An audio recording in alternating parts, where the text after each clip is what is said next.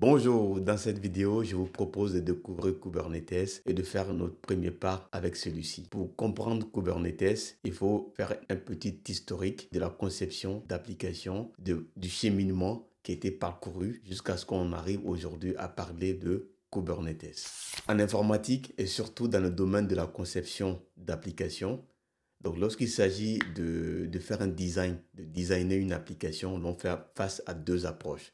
Donc une approche dite monolithe et une autre dite de microservices. Donc dans l'architecture monolithe, donc l'on a généralement une grosse application dans laquelle est implémentée toutes les règles de gestion du service, du business que l'on souhaite adresser. Donc en l'occurrence ici, nous avons une grosse API dans laquelle va être implémentée toutes les règles de gestion. Donc, nous avons la Business Logic Layer ici. Ensuite, la DAL, donc Data Access Layer, et les différents endpoints qui vont être exposés via cette interface, donc cette API. Et de l'autre côté, nous aurons un front qui va utiliser ces API pour pouvoir servir les utilisateurs. Donc, ce type d'architecture a été largement répandu et utilisé et continue même d'être utilisé.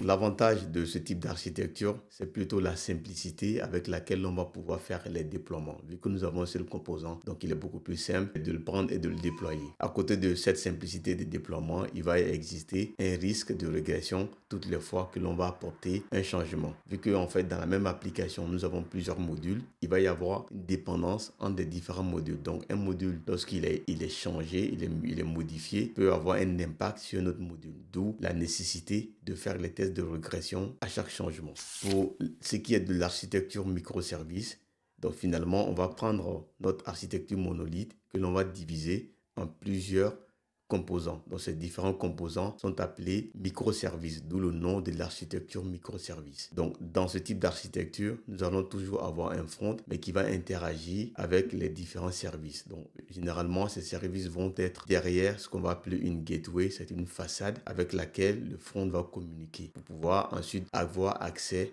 aux différentes API qui sont généralement pas exposées de façon publique. Ça, c'est l'architecture en microservices. Donc, il vient également avec son lot d'avantages et de challenges. Donc, en termes d'avantages ici, vu que nous avons plusieurs composants qui sont spécialisés sur un domaine à la fois, alors il va être plus facile de créer de la valeur. C'est-à-dire que si je veux faire évoluer le composant A, ben c'est ce seul composant A que je fais évoluer. Par contre, il faudra veiller à ne pas casser son interface de communication avec les autres services. Alors, cette architecture vient également avec son lot de challenges, à savoir comment est-ce qu'on va définir la communication entre les différents services.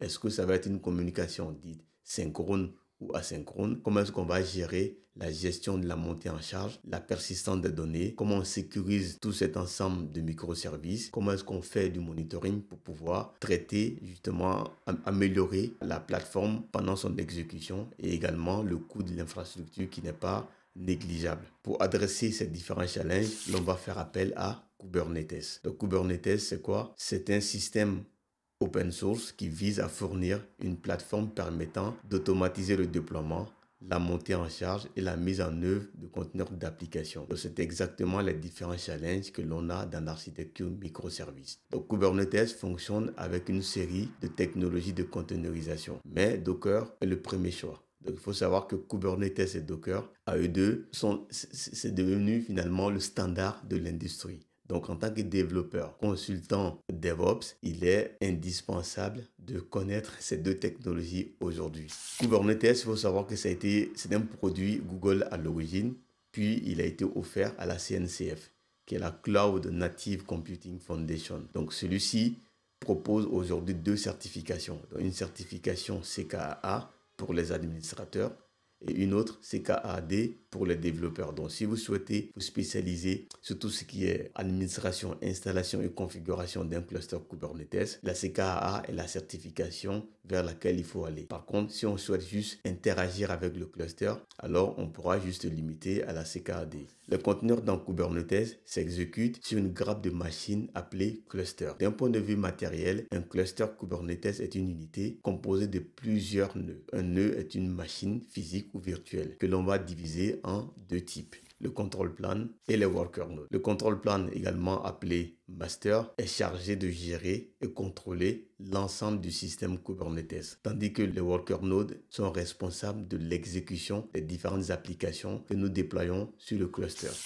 Le control plan est composé de 4 éléments. Nous avons l'API server, le scheduler, le controller manager et l'etcd. L'API server est l'interface de communication avec Kubernetes. Donc c'est via cette interface sur laquelle est exposée une série d'endpoints que l'on va pouvoir interagir avec un cluster Kubernetes afin de provisionner des ressources. Le scheduler, lui, son rôle consiste justement à pouvoir affecter un nœud aux différents pods que nous déployons. Donc un pod, c'est l'unité atomique d'exécution dans Kubernetes. Donc dans un pod, on va pouvoir encapsuler un ou plusieurs conteneurs. Donc on verra tout ça par la suite.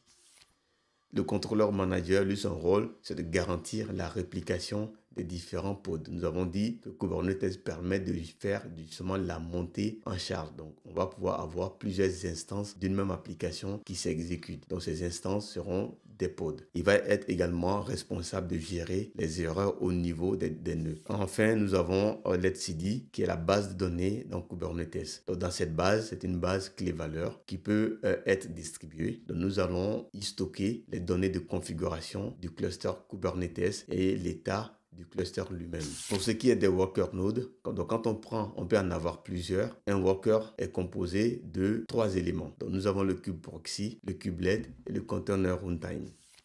Donc, le kube proxy permet d'assurer le load balancing du trafic réseau entre des différents pods. Donc, nous avons dit qu'on peut en avoir plusieurs des pods vu que nous souhaitons avoir plusieurs instances de notre application. Et c'est le kube proxy qui va opérer justement pour pouvoir faire le load balancing du trafic entre les pods. Donc, le kubelet va assurer la communication avec l'API server au niveau du control plan et va donc assurer le bon fonctionnement des différents pods. Donc, c'est lui qui va remonter les différentes métriques qui seront au niveau du nœud au control plan qui va ensuite les persister dans l'etcd. Donc, pour ce qui est du container runtime, nous avons dit que nous partons sur du Docker, donc qui va être le moteur d'exécution des conteneurs. D'où le lien entre le kubelet et le container runtime. Puisque finalement, dans un pod, nous avons des conteneurs qui s'exécutent.